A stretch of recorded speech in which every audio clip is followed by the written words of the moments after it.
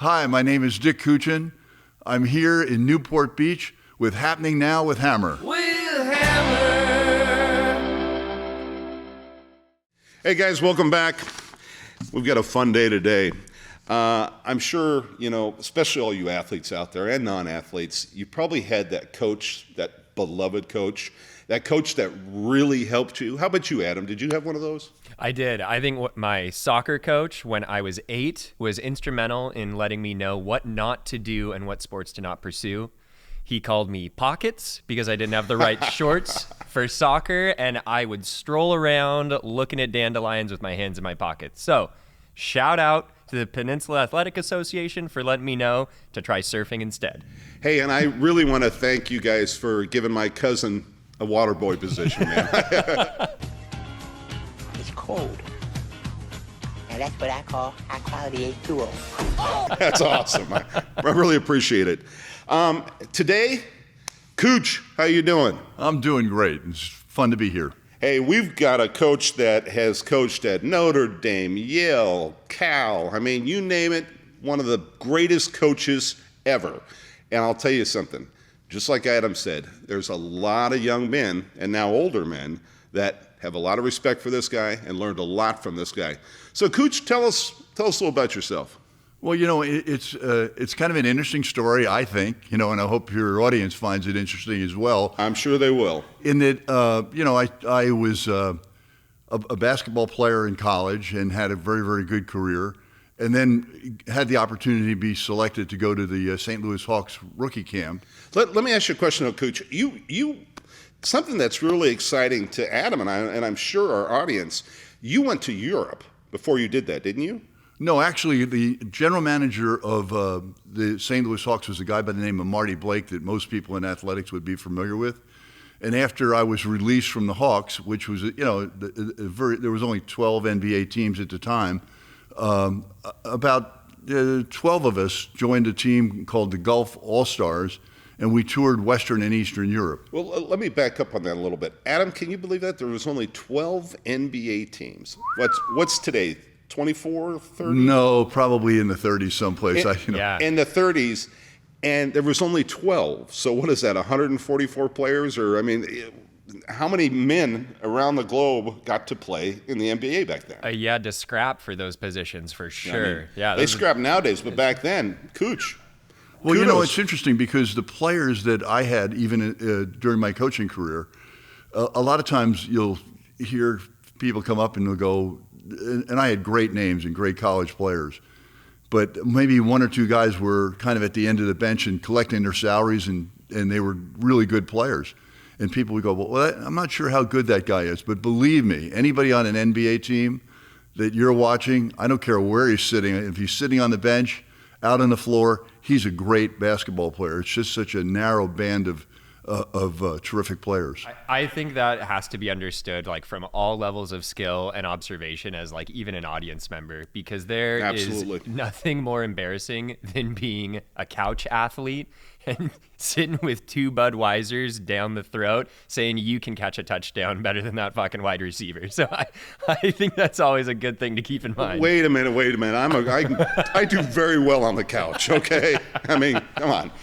Defensive line starting Newport Beach on the couch, right? Yeah, here. on the couch. So tell us. Well, when you mentioned Newport Beach, it's interesting. I did have one of our players at Notre Dame was a point guard, a guy by the name of Rich Branning, who played at Marina High School, not too far away. And he was actually coached by a guy that I had become an assistant for, Lute Olson, who was a very famous coach at the University of Arizona. But there were also other guys, that you take a look at these players that are playing in the NBA. Certainly at the University of Iowa, which was one of the places I started at, we had a fellow by the name of Fred Brown. Now, these guys are all really old now, but Kevin well, Cooner. that's okay. We got to, And at Iowa, Lambier and Trapuka and Hanslick, Orlando Woolridge, that was a Final Four team. At Notre Dame. Well, everybody knows Lambier. Yeah, they do. He was one of the bad boys for the Detroit franchise. And the interesting thing about him was I had a player at Yale that was drafted in the NBA. His name was Chris Dudley. And Chris and I still remain great friends. And one day, Chris came up to me when he was playing in the NBA and said, Coach, you really like this guy, Bill Laimbeer. How could you possibly like him? And I said, why? Why are you asking me that question? He said, well, I played against him, and the guy is so physical, moving me all over the place, bordering on fouls. And I said, let me tell you something. Nobody likes Bill Laimbeer that plays against him. The guys that really like Bill Laimbeer are his teammates. They love Bill Laimbeer. Of course. Well, you were a great rebounder yourself, and we were talking about our friend Dennis Rodman, who's an awesome, rebounder. You have to be physical in that position, don't you? You really do. I mean, and you have to be physical. And one of the things that was fortunate for me is each of the institutions I worked at, Yale and Notre Dame in Iowa, I developed big guys that all played in the NBA. And part of it was just, taking people and teaching them what to do. These guys all had great athletic ability.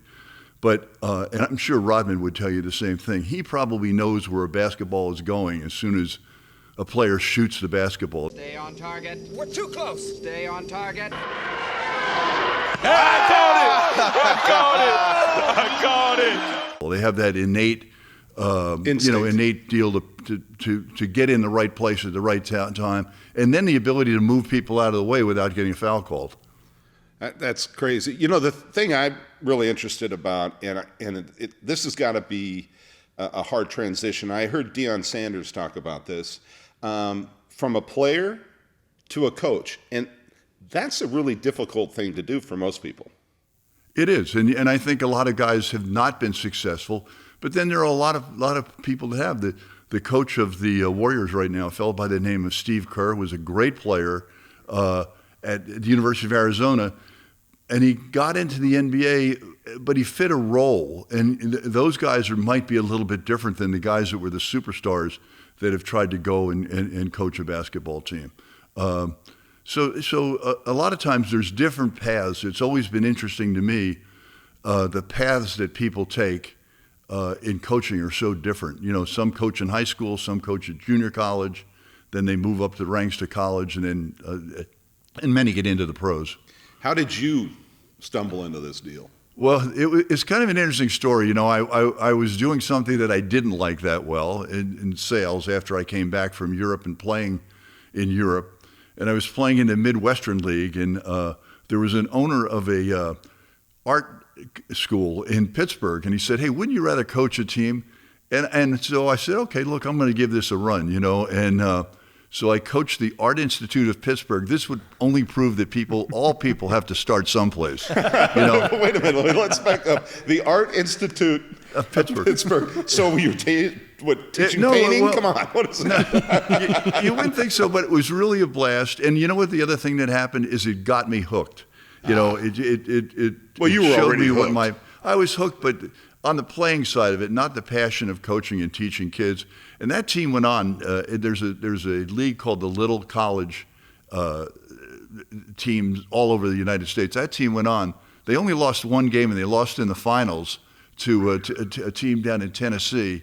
And so that really got me going. And the following year after that, I had a chance to was asked to coach at Washington University in St. Louis, Missouri, where I was in order to take that job, though, I had to be the assistant basketball coach, the head golf coach, and the sports information director. And you did bathrooms and windows? No, not bathrooms. Well, I was probably in coaching golf, I was probably responsible for driving the van. That was There you go. critical. There you go. I was okay at the sports information director, but I made one tragic mistake. In the football brochure, on one page of the coach in Raleigh, Missouri, rather than having head football coach, I substituted the D for the H, and it was dead football coach. Now, the interesting thing about that is that brochure went out all over the place, and the only guy that recognized it was that coach in Missouri. He was the only guy. And he was pissed.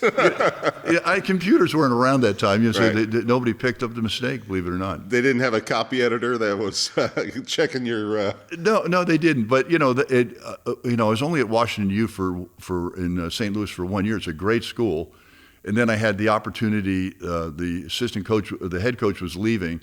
I was offered the head coaching job there. But before we go there, Kuch, the thing that I'm, what strikes me about this whole thing, and you guys tell me the same thing, but Kuch is talking about paying his dues, right, Adam? Yeah, absolutely. This is pounding the pavement and getting it started. You have to pay your dues, and that's what the man did. So that's part of the lesson, right, Kuch? Definitely. And people today, I think, don't realize that, maybe they'll go along and they'll say, hey, they want to start at the top rung of the ladder, and it doesn't work that way. It really doesn't. And when you said, how do people get from point A to point B, any of the really great coaches that I've met along the way, they've started at the bottom of the ladder. They work their tail off. There might be a volunteer assistant, and then they move up the ladder. They're recognized as being a good, solid teacher. And then when they catch a break, they'll take full advantage of it. Well, it's the old saying, you got to do the time. You have to do the time. And how hard is it to work with some of these young players? Because I'm sure there's some of them, I was probably guilty of it myself, that think we know everything, right? So we really don't want to be coached because you used to do it and I'm doing it, right? Well, the game has changed dramatically, but I don't think there's any difference. One of the things you do as an assistant coach is you're responsible for recruiting good players, because the only way to get good is either develop players that are in your program or go out and find them someplace.